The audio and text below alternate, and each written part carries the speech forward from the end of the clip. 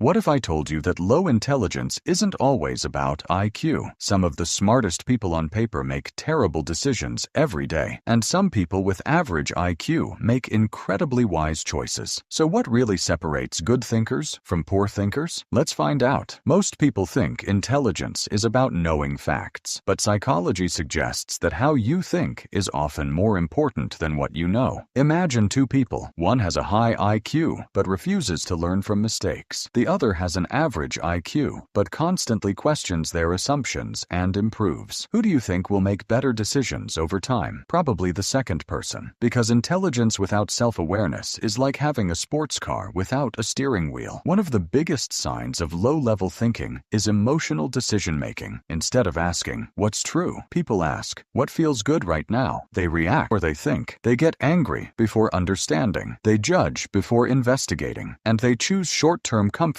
over long-term success. Another sign is refusing to change your mind. Psychologists call this confirmation bias. It's when people only look for information that supports what they already believe. Imagine someone wearing invisible glasses that filter reality. No matter what evidence appears, they only notice the things that prove them right. The result? They stop growing, because learning begins when you're willing to admit you might be wrong. Poor thinkers also tend to blame everything on external factors: the economy, their friends, their family, bad luck. Now, sometimes those things do matter, but when everything is always someone else's fault, personal growth becomes impossible, because you can't improve what you're unwilling to take responsibility for. Here's the interesting part. Good thinking is a skill. It's not something you're born with, it's something you practice. Every time you question your assumption, every time you learn from a mistake, every time you pause before reacting, you're training your brain to think at a higher level. So the next time you see someone making bad decisions, remember, the problem may not be their IQ. It might be the way they're thinking. And the same question applies to all of us. Are we reacting automatically, or are we actually thinking? Because the quality of your life is often determined by the quality of your thinking. What's one belief you've changed your mind about in the last few years?